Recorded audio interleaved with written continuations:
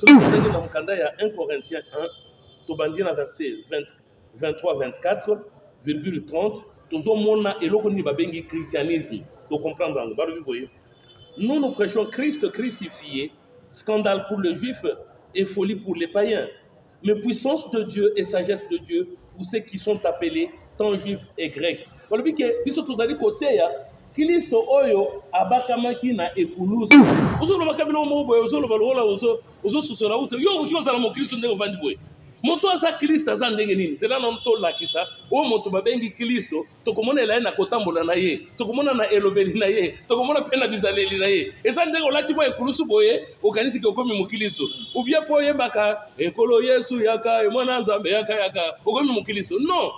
Tant que tozali koloba mon Christ azali oyo azali ko incarner les valeurs, azali incarner bolamu oyo azali ba valeur ya chrétienté ya mayele ya Nzambe oyo azali ko incarner bo sosoli oyo azali ko tana liloba Nzambe. Celui-là qui a le discernement, celui-là qui a la compréhension spirituelle, qui a une bonne conduite. Ndio babengi mon Christ. C'est là tout tangana no pour que tu comprendre. Parce que au sala bato. Olio ozolobela ba chrétien, ozoloba sur ba chrétien. Au kanisi baza ba chrétien. C'est là il y a une différence donc ya mo na tiko. Au sala religion ya solo ezali tango moto oyo nde ba uti koloba boye azali komi pekisa na bosoto nyonso ya nzoto. Tout le monde a mis qui ozala ozaboye okataka suki olataka nzambala okendaka boye oza kopesa bato bote na bino shalom ainsi de suite. Mais tu n'es pas religieux. Religieux sur les ali moto oyo aboyi mbindo nyonso mokili. Moto akenda ko azana pasi ya moto oyo aza konyokwama ba orphelin ba veuve ainsi de suite. Nde religion solo wana. Onyo so yo toki ozala ote biso toza na kati ya christianisme mais ozo salela lo banzambe te c'est que oza mosika na l'église. Très bien. Consultation combien? Consultation, prophétique, ainsi de suite. Alors, consultation, Yaka, nous avons reçu gratuitement, nous devrons donner aussi gratuitement. Un grand merci à l'honorable.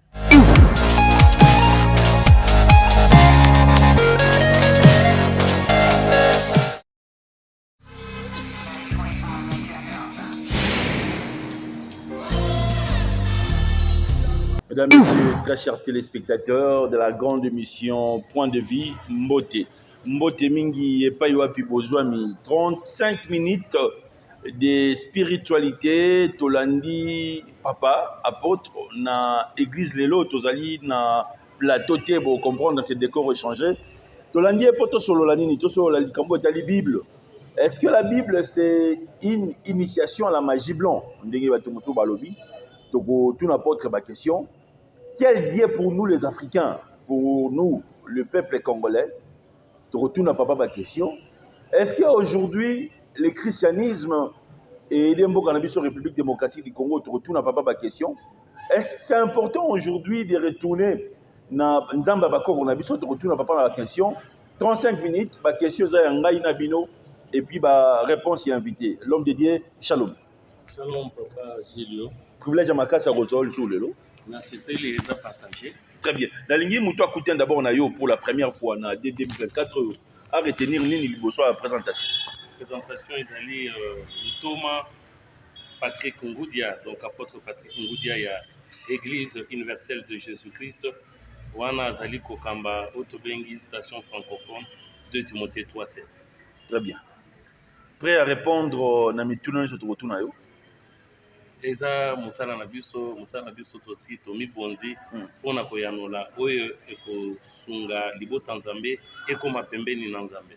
La mission principale d'un apôtre, papa, c'est un envoyé, azali motindami, atindami pona sango malamu alakisa bato liteya oyo ekosala ke moto akoma pene na Nzambe asalela Nzambe akoka kobula bokonzi ya likolo. Quelle différence y a-t-il entre un apôtre, pasteur, prophète, évêque, docteur? Bon, celui qui tokende to bengi pasteur azali motoyo azo vandisa bato azali ko batela bato, c'est ça. Lokola tolobi par exemple yesu azalaki mobateli malamu moto nyonso oyo azali ko batela liloba Nzambe tokomona ye na ndenge ya ki pasteur. C'est pourquoi lobi ke voici l'agneau de Dieu qui ôte le péché du monde.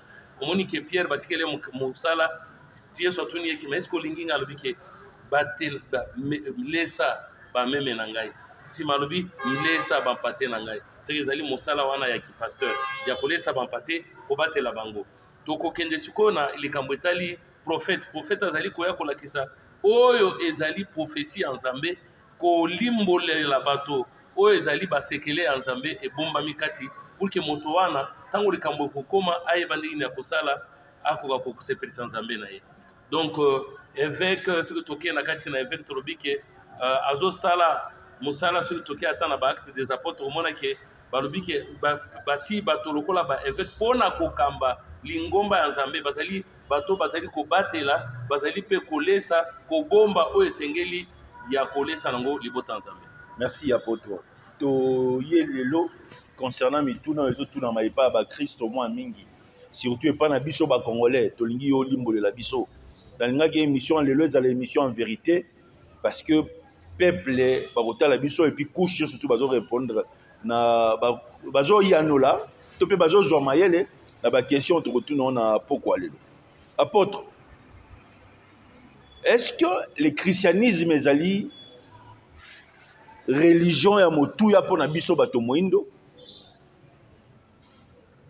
Est-ce que Jésus-Christ azali nzambe oyo biso to adopter ye azali vrai nzambe na biso te? Tangi to ça débat wana le na sepeli mingi na kanisi mingi babunga kanzela ndenge nini na kotanga nano makomi oyo bato yango balobaka makambo ya Yesu ayelaki bato mwindu ou bien Yesu ayelaki kaka bamindele parce que Yesu akutani na mwasi moko. Je pense bien que totanga nano mkanda ya Matthieu chapitre 15 tobandi na verset 21 et le premier boyer. Jésus étant parti de là se retira dans les territoires de Tyr et Sidon. Et voici une femme cananéenne qui venait de ses contrées lui cria: aie pitié de moi, Seigneur, fils de David. Ma fille est cruellement tourmentée par le démon. Il ne lui répondit pas un mot, et ses disciples s'approchèrent et lui dirent avec instance: renvoie-la, car elle crie derrière nous. Il répondit: je n'ai été envoyé qu'aux brebis perdues de la maison d'Israël. Mais elle vint se prosterner devant lui, disant: secours-moi. Il répondit: il n'est pas bien de donner le pain des enfants et de le jeter aux petits chiens. Oui, Seigneur, dit-elle, mais les petits chiens mangent les miettes qui tombent de la table de leur maître. Alors Jésus lui dit: femme, ta foi est grande, qu'il te soit fait comme tu veux. Et à l'heure même sa fille fut guérie. Tomoni awa ki Yesu ake na territoire wa bengi ya Tyr et Sidon akuti na mwasi moko boye azali Kananayen. Mwasi wana azalaki mwana Israeli te. Nde Yesu alobi boye ngai batindaki ngai pour que na kobikisa ba oyo babungi ya libota ya Israël. C'est pourquoi bato mingi bazwaka version balobi ke te Yesu ayaki mpona bato mwindu te, Yesu ayaki mpona Israël. C'est que c'est que biso to comprendre tango bazoloba mpona Israël eloko nini babengi Israël soki tososoli eloko babengi Israël toko comprendre sikoyo keno Yesu nde liloba Nzambe oyo tango tokokoma na christianisme eye mpona moto nyonso parce que Nzambe aza na ekolo te. Ata Yesu tango alobanda koloba alobi ke batindi ngai na libota ya Israël ezali mpona kolakisa ke Israël wana azali koloba ezali eloko ya molimo. Yesu azalaki na langage oyo ezalaki langage spirituel, abandaki véhiculer message spirituel, mais il a utilisé nos termes, il a utilisé notre vocabulaire, a utilisé des par exemple dans l'église par exemple lipa akoloba lipa po yo oliaka lipa mais na kati ya lipa wana azolinga alakisa yo oyo ezali elobeli na ye oyo ezali message na ye pour que yo koma pembeni ya Nzambe. Siko soki alobi par exemple batinaki nga na Israël yoko otali moyen orient c'est que obungi nakotuna mituna. Oui, yes. Est-ce que Jésus avait une mission? Mais oui, il est venu, sa mission c'était quoi? Il y a quelqu'un qui a montré sa mission. Bamoniye pa ya Jean-Baptiste a laxé mission na ye. Tokotanga na mission ya Yesu. Ko soki tomoni mission Yesu tomona ke aye pona moto nyonso. Tozana mukanda ya Jean 1 verset 29. Balobi boy. Le lendemain, il vit Jésus venant à lui et dit: Voici l'agneau de Dieu qui ôte le péché du monde. La mission de Jésus, c'est d'enlever le péché. Tina Yesu, mosala na ezali koya kolongola lisumu ya mokili mobimba. Voilà tina na ye, voilà mission na ye. Tango aye, c'est que liloba nzambe ezali koya pour que moto atika kosumuka. Liloba ezali koya pour que moto atika mabe parce qu'on dit que sans la sanctification, moko te akomona nzambe. C'est quoi tout le bique? Et c'est que biso lelo, to sosola. Et l'on ni babengi christianisme. Surtout comprendre que l'on babengi christianisme, to komona que mosala nango ezali ni. Nazotanga directement pour que tokende mosika te. Le christianisme, on doit expliquer biso lelo. Et sa religion, c'est oui. Celui totangi na mukanda ya 1 Corinthiens 1, tobandi na verset 23-24,30, tozomona eloko ni babengi christianisme. To comprendre ngo. Baro biboye. Nous prêchons Christ crucifié, scandale pour les Juifs et folie pour les païens, mais puissance de Dieu et sagesse de Dieu pour ceux qui sont appelés tant Juifs et Grecs. Voilà que biso tozali côté ya Kristo oyo abakamaki na epulusu. Azali ndeli libakuma donc scandale eloko ezoko esa bato pour les bayuda. Balobi ke ezali liboma pona bapagano, mais pona biso oyo tobiangami ezali nguya ya nzambe, ezali makanisa nzambe, c'est-à-dire le Christ, c'est la puissance de Dieu. Le Christ, c'est la sagesse de Dieu. Donc, dans le verset 30. Or, c'est par lui que vous êtes en Jésus-Christ, lequel, de par Dieu, a été fait pour nous sagesse, justice, sanctification et rédemption. Alors, biso, tozali kati na Yesu Kristo. Ki Yesu Kristo, oyo nzamba sala ki akoma, otobengi boanya, akoma boyenge bene, akoma bosantu, be akoma bosikoli. C'est-à-dire que Christ c'est la rédemption, Christ c'est la justice, Christ c'est la sanctification. Ndelo Congo. Ce qu'on a évité, c'est que patamo zoloba, Christ moni logo la secte moko boye, religion moko boye. Le christianisme c'est quoi? Ndeto lobi, christianisme ezali lité ya oyo ezali na nguya ya nzambe, ezali na bwanya ya nzambe, eye pour que et réconcilier moto na nzambe, parce que moto ndakenda musika na nzambe na ye, moto ndakenda ki musika na kosumuka. Pourquoi christianisme eye pour que ezo bisa moto nyonso bakutana na nzambe na ye. Alors nzambe azaka rekolo te, lokola nzambe azaka rekolo te ndeto kotanga na to comprendre na tango yo komi congolais ezali ndenge bakabolaki bamboka boye bati ba frontière nde komi congolais. Lelo yo Julio Kapesa soki akomi na États-Unis tokomona kaka keno na komi naturalisé américain. Tango akomi américain kwa koloba keno non, christianisme eza pona ba américain, eza pona ba canadien, eza pona brésilien non. Tokotanga mokanda ya Jean chapitre 4. Koyebisa ke bato belé oyo soki abandi koloba keno tozana li religion ya bamindele, tozana religion ya bato mwindo lokola bozo kanzambe na bino pe bino lokola za moto mwindo. Esprit ezaka na mwindo te, esprit ya mundele pe ezaka te. Tokotanga na mokanda. Balobi boy. Jean 4, 23, 24. Mais l'heure vient, et elle est déjà venue, où les vrais adorateurs adoreront le Père en esprit et en vérité. Car ce sont là les adorateurs que le Père demande. Dieu est esprit, et il faut que ceux qui l'adorent, l'adorent en esprit et en vérité. On dit que basambeli ya solo, babondeli ya solo, bazali kosambela nzambe kati na molimo, kati pe na solo. Pona nini?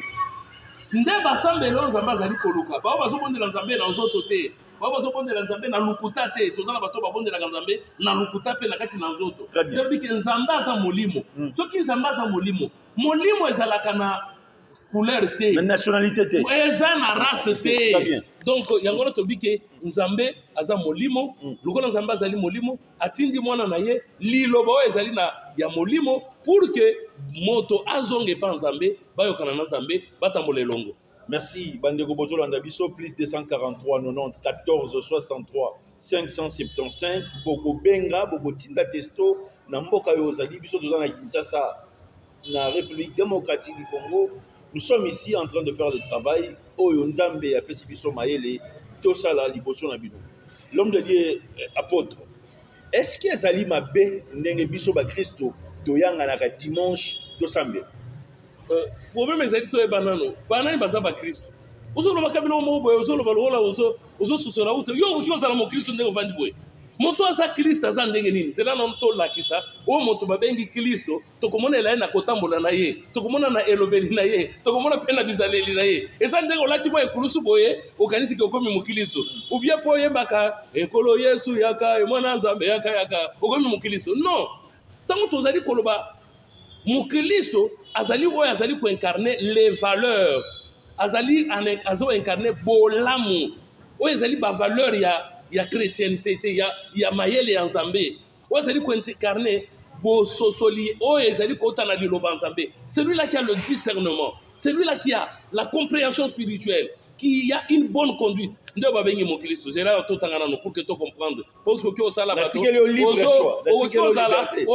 olio ozolobela ba chrétien ozoloba sur ba chrétien au kanisi baza ba chrétien c'est le bozolo il y a une différence donc ya mwana tiko uki ozala okenda kana lo sabo kanisi okomi mokristo okoki ozala okenda na lo sabo moza chrétien oza chrétien te très bien tolingaki moto azala ndenge otunaki motu na obande kotuna obi Kristo olobi ke moto aza na kati ya Kristo aza moto oyo aza chrétien aza asi à se réconcilier na Nzambe basi bayokani na Nzambe eza bao balobaka na mbebote palobi ke nono beaucoup de gens m'adorent des lèvres mais leur cœur est éloigné de moi yoko kuta boye okuti mosali ya Nzambe baye boye bazemisi leki na ye alongoli nano kazaka abundi nano abike nga azali kinwa aza pasteur mon pasteur on comprend dans un pasteur dans un moto assez comprendre de tolobi ke toyo kasikoyo moto to bengi mu Kristo azali ndenge nini tozo tangana no mokanda ya Ephésiens to bandi ata na verset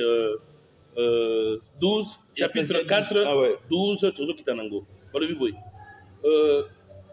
pour le perfectionnement de saints en vue de l'œuvre du ministère et de l'édification du corps du Christ jusqu'à ce que nous soyons parvenus à l'unité de la foi, de la connaissance du Fils de Dieu, à l'état d'homme fait, à la mesure de la stature parfaite de Christ, afin que nous soyons plus des enfants flottants et emportés à tout vent de doctrine, par la tromperie des hommes, par la ruse dans le moyen de la séduction, mais que, professant la vérité dans la charité, nous croissions à tous égards en celui qui est le chef Christ. C'est-à-dire que mototo benga azali mo Kristo azana mayele Nzambe, azana connaissance spirituelle. Azali teke ake boye ndenge bayimba kana kati moni kaka olosudika bazo bakenono Yesu azali awa.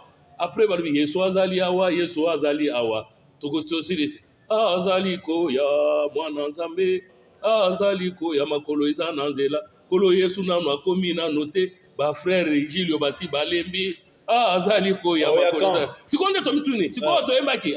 Yesu azali awa.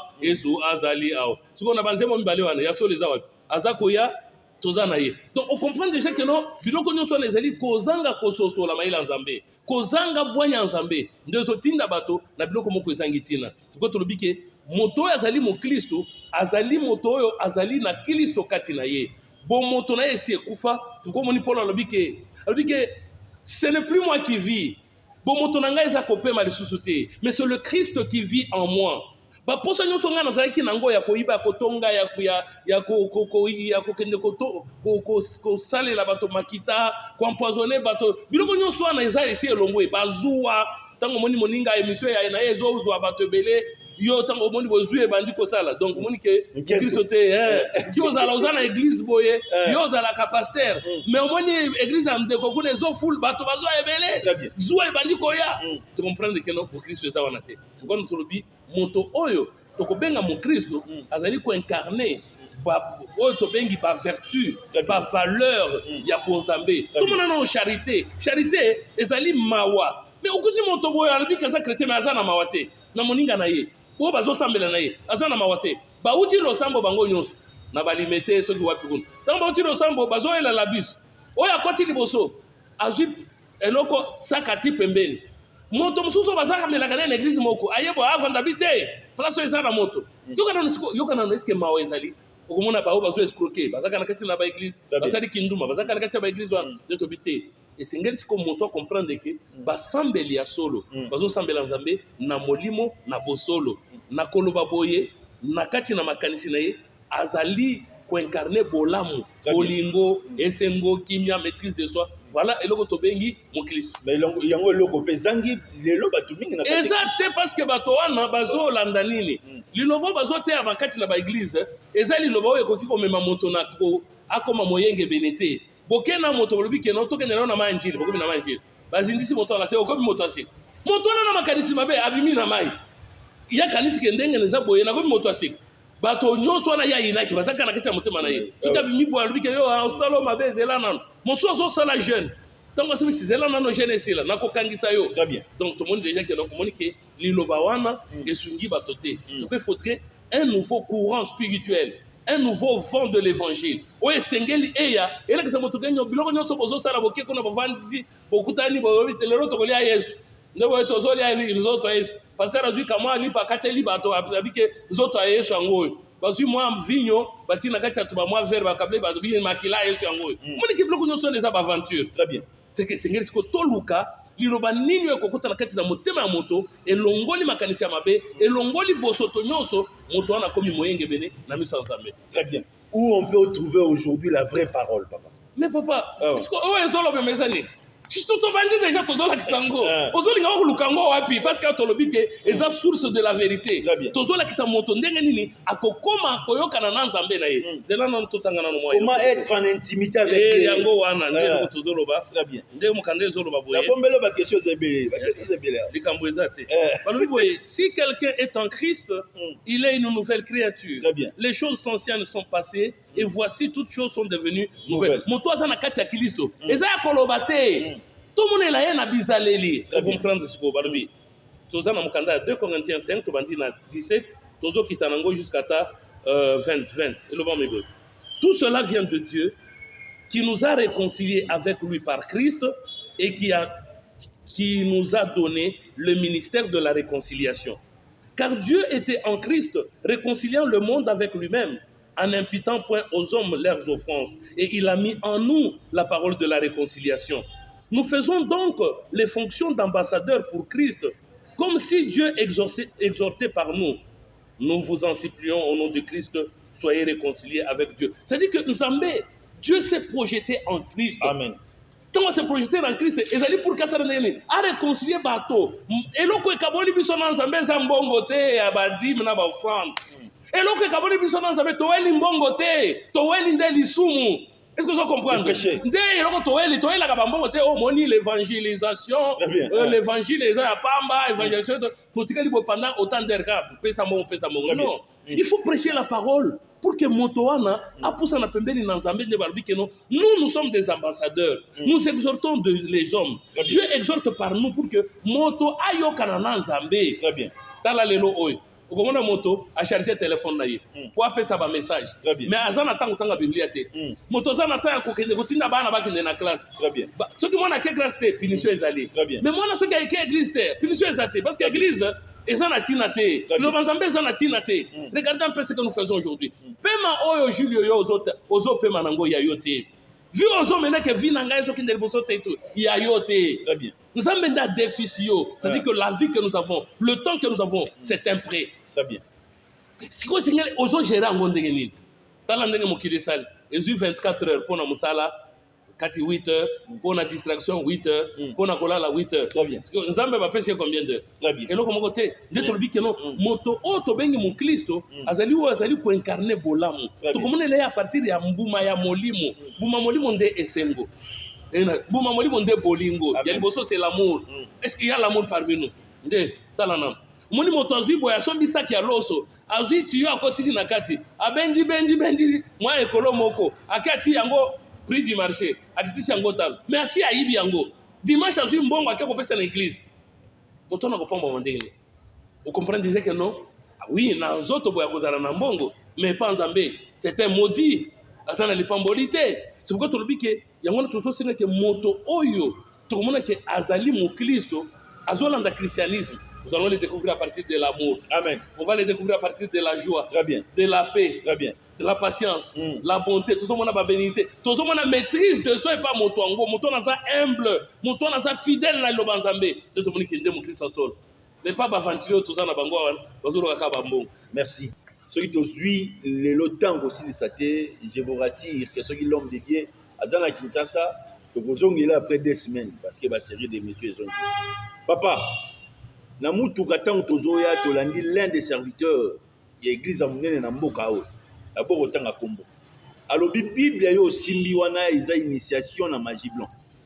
Votre point de vue? La Bible n'est pas une initiation à la magie blanche. Très bien. Hein? Donc, Bible est initié mon côté. Au contraire, la Bible, ezali makomi oyo, ezana pema ya nzambe, écriture inspirée par Dieu. Ndenge 2 Timothée 3, 16, 17, ezali koloba, tokotala nano bazo initié moto na nini. Tokotala nano initiation ya Biblia, ezo initié moto azala ndenge nini. Tokotanga 2 Corinthiens. 2 Corinthiens. Non, 2 Timothée. 2 Timothée. 3, 16 à 17. 3, 16 à 17. Toute écriture est inspirée de Dieu et utile pour enseigner, pour convaincre, pour corriger, pour instruire dans la justice, afin que l'homme de Dieu soit accompli et propre à toute bonne œuvre. L'icommunion se zana pema na nzambe, pesa na litomba ya koteya, ya kosukisa moto, ya kosukisa moto na nzela, pe kolakisa moto, e biloko ya boyenge bene. Moto wana akoka, azana na bizaleli ya malamu. Ndeti na liloba nzambe, ndeti na Bible. Eloko mosusu te. Soki okutani na moto ndenge wana azali keno église ya monene. Oui, toza na église mibale. Toza na église ya monene na église ya moke. Toza na nzela monene, toza na nzela moke. Oki toza na nzela monene, yeba bien ke moto nzela monene akokoma na lifelo. Akokufa. Mais bawe baza na nzela moke, bazolanda le Kristo na bokebi nyonso. Asosoli nanu. Eloko elingi koloba nini? Nzambe alingi nini na sala? Ase sacrifier nanu pona mosala nzambe. Parce que moto to benga zolanda nzambe, bazali ko initier moto ndenge nini akoki ko se sacrifier pour que bato mosusu ba yeba nzambe. Akoki ko mi sa discipline songolo pour que bato ba imiter ye. Yango wana initiation ya liloba nzambe otozotanga Biblia ezali na étymologie nango ezali ensemble des livres, bibliothèque et aussi la bibliothèque, ensemble des livres, mais ces livres-là ont une certaine harmonie par rapport à l'esprit. Bien que il y a des individualités, c'est-à-dire que Bazui, par exemple, Amos a commis, Bazui, Esaïe a commis, mais c'est poussé par le Saint-Esprit que les gens ont parlé de la part du Seigneur. Nakolansana na molimo ezalaki kati na bango nde bakomaki Biblia ezali ke moto ayebo ya Mose abandi ko comme histoire ya mboka na bango ou bien Moïse aye kopé cette histoire. Non, c'est poussé par le Saint-Esprit que les hommes ont parlé de la part du Seigneur. Alors ceux qui ont dit moto zolo babiloko wana c'est Biblia ezali initiation boy comprendre ye na ko expliquer azanani zera na totanga na mkanda 2 Pierre et le biboye 2 Pierre to bandata na verset 20, vous voyez, sachant tout d'abord vous-même qu'aucune prophétie de l'Écriture ne peut être l'objet d'interprétation particulière, car ce n'est pas par une volonté d'homme qu'une prophétie a été apportée, mais c'est poussé par le Saint-Esprit que les hommes ont parlé de la part de Dieu. C'est-à-dire, mon temps qu'on passe interprétation parce qu'à socialité, attendre Biblia, attendre yango, à comprendre le que comment la Biblia te, à sosoli pema nzambe oyo bomba mikati na Biblia te, à sosoli molimo nzambe oyo et bomba mikati na makomi. C'est quoi Jésus disait ceci. Vous sondez les Écritures parce que vous pensez avoir en elles la vie éternelle. Ce sont elles qui rendent témoignage de moi. Vous ne voulez pas venir à moi pour avoir la vie. C'est-à-dire qu'il y a une lumière qui est cachée dans les Écritures. Comprendre que c'est un ignorant, c'est quelqu'un qui est dans les ténèbres. Est-ce que Jésus aussi était initié ici en Égypte? Jésus a été initié en Égypte. Non, pas en Égypte. En Égypte, il est allé faire un petit séjour. Nous allons voir un peu qui l'a initié. Il l'a initié à quoi? Très bien. Jean chapitre 8. Jean chapitre 8. Alors, tu vas comprendre l'initiation ya Yesu et utaki wapi. Totangi nano mukande lobi boye. Jésus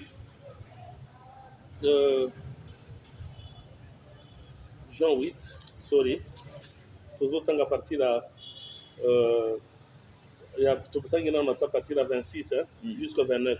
26 c'est le biboye. J'ai beaucoup de choses à dire de vous et à juger en vous. Mais celui qui m'a envoyé est vrai. Et ce que je fais, je l'ai entendu de lui et je le montre au monde. Ils ne comprirent point qu'il leur parlait du Père. Jésus donc leur dit, Quand vous aurez élevé le Fils de l'homme, alors vous connaîtrez ce que je suis et que je ne fais rien de moi-même, mais que je parle selon ce que le Père m'a enseigné. Celui qui m'a envoyé est avec moi et il ne m'a pas laissé seul parce que je fais toujours ce qui lui est agréable. Na verset tolobi ke makambo yesu abanda kosala ezalaki eloko ba initiaki ye pa na tata na ye. Eza moto mosusu te akeno akendeki na Egypte. Na Egypte bakimaki kuna pour kayeba nano Egypte. Kokima na yesu na Egypte elingi kolakisa nini? Ata yo lelo oyo soki omoni kaka keno yesu balingi baboma na ye kima na ye na Egypte. okende naye na kuna na kere te esengeli oyeba Egypte nde nini nde bakimaki na yesu kuna moto oyo asali initiation ya yesu eza nzambe. C'est Dieu l'Esprit qui a initié son Fils, qui est la parole. Très bien. Intimement lié. Mon toi a initié Yesu kusala musala ezatata na ye. Très bien. Donc croire aujourd'hui que Jésus était initié à la magie blanche en Égypte, c'est faux. Très bien. Parce que on ne peut pas dire aujourd'hui. Très bien. La limite à la caméra, tu as 5 minutes. Quelle différence y a-t-il entre le christianisme et la Kabbale juive, papa? Kabbale juive, d'abord, tu sais que tu es banano. Les lois biso tozotala mingi bato na ndenge baloba kabayuda ndenge bitumbeza na mboka Israël boy bato bazaka vraiment bitumbana bazo kenda kubunza bato nzambe. Qui vous a dit que non les gens qui sont en Israël là-bas baza nzambe? Moto nzambe tukoyeba ye à partir ya musala na ye. Moto nzambe balobi ke durant notre temps, nous devrons reconnaître les enfants de Dieu et les enfants du diable. Alors, celui qui pêche est du diable. Alors, ceux qui battent, c'est quoi le christianisme étant oué, écoutez, Bayouda, Yanzoto, Boybaza, Makambona Bango. C'est comme Mukande, Zolo Bakeno, Bayouda, Bazali, Yanzoto, Mouyouda, Zali, Oyazali, Nankati. C'est-à-dire que dans mon thème de Tosingiri, je sais que Yo Julio, ceux qui ont sali effort au Kyouma Mouyouda. Ndenge cameraman azabo yazabo soki asali l'effort aki okoma muyuda parce que muyuda wana tozomona na kati. Très bien. Alors christianisme millième communauté, première communauté, centième communauté. Oh ici puissance de la foi. Oh source de délivrance soki de nini. Oh spécialiste en sorcellerie, délivrance ainsi de suite. Voilà christianisme était. C'est quoi Seigneur biso tomona religion aso les ali wapi. Totanga na mukanda, to comprendre nano eloko et l'obium est la carte de la Bible. Et le Bible, Tozana Mkanda ya Jacques chapitre 1, Tobandina 22, Togosoukana 27. Mettez en pratique la parole et ne vous bornez pas à l'écouter en vous trompant vous-même par de faux raisonnements. Car si quelqu'un écoute la parole et ne la met pas en pratique, il est semblable à un homme qui regarde dans un miroir son visage naturel et qui sait être regardé s'en va et oublie aussitôt comme il était. Mais celui qui aura plongé le regard dans la loi parfaite, la loi de la liberté, et qui aura persévéré, n'étant pas un auditeur oublieux, mais se mettant à l'œuvre, celui-là sera heureux dans son activité. Si quelqu'un croit être religieux, sans tenir sa langue en bride, mais en ne se trompant dans son cœur, la religion de cet homme est vaine. Très bien. La religion pure et saine sans tache devant Dieu notre Père consiste à visiter les orphelins, les veuves dans leurs afflictions et à se préserver des souillures du monde. Religion ya solo ezali tango moto oyo nde bauti koloba boye azali komi pekisa na bosoto nyonso ya nzoto. Soki moto amipekisi okoki ozala oza boye okataka suki olataka nzambala okendaka boye oza kopesa bato bote na bino shalom ainsi de suite. Mais tu n'es pas religieux. Religieux so les ali moto oyo aboyi mbindo nyonso ya mokili. Moto oyo akendaka azana pasi ya moto oyo aza konyokwama baorphelin baveuve ainsi de suite. Nde religion ya solo wana. Oyo nyonso oyo toki ozala ote biso toza na kati ya christianisme mais ozosalela liloba nzambe te c'est que oza mosika na nzambe. Votre dernier mot pour que nous puissions retirer et puis l'adresse, numéro de contact. Bon, je ne dirai pas mon dernier mot. Hein. Les mots de la fin de cette émission. Très bien. Bon, voilà. Alors, parce que moi, Le dernier mot de la fin. non, le mot de la fin de cette émission. Bien. Alors, le dernier mot, c'est que tu as dit, on va résoudre. Alors, et donc, on a mokolo lelo tolingi ke moto asosola. Oyo ezali bwanya nzambe. Très bien. Soki moto aza na discernement te, ya ko comprendre que makomi oyo eza na pema na nzambe. Très bien. Makomi oyo ezali ya molimo. Molimo ndatindaki yango. Soki ososoli molimo eza na kati te, okobanda komitunaka obandiko luka banzambe ya mwindu. Sokolo lokola nzambe azaka na couleur aza na nini tozolinga ke yo sosola bwanya nzambe oyo nyonso bakomaki eza makambo esengeli moto a comprendre soki a comprendre yango asaleli yango akobula bokonzi ya likolo ndenge nini parce que ase dépouiller alongoli moto oyo ya kala moto oyo abanda kolula moto oyo abanda kosumuka akolata moto asika oyo aza kosala bolamu aza na boyenge bene voilà mpona mokolo ya lelo. Merci. Soki nzambe apesi biso bomoi après 2 semaines tokozonga mpa mosali na nzambe toloba likambo ya sainte parce que eyelinga na mutu bamisusu balobi o sainte ezali sorcellerie toliaka nzoto ya yesu eza nde bandoki nde baliaka nzoto ya bato na butu biso mpe toliaka sainte toliaka nzoto ya motu akufa après 2 semaines tokoya mpo tolobela sorcellerie. Merci papa pour nous avoir accordé votre temps. Merci beaucoup. Merci. Avenue de la Presse numéro 10 au quartier Founa 2, non loin des avenues, donc croisement des avenues Bokassa et Founa. Wana Togutanaka lundi, toujours formé par serviteur de Dieu à la bonne doctrine, à la sainte doctrine à 17h. Samedi, tout ça, la chemin, vérité et vie à 14h30. Dimanche, nous sommes là, nous aiglon. Bakoki kopumbwa pour que bamema bato balongola bango na Égypte bamema bango na terre promise. Très bien. Consultation combien? Consultation. Oh basale ba prophétique ainsi de suite. Ah consultation exacte. Yaka. Nous avons reçu gratuitement, nous devrons donner aussi gratuitement. Un grand merci à l'honorable Ntingi Pouloulou pour l'espace. Un grand merci à Héritier Ndjei. On a monté mission pour mon abilengi va prendre des coupes tout. Restez scotchés si monté au programme de notre chaîne. Ciao.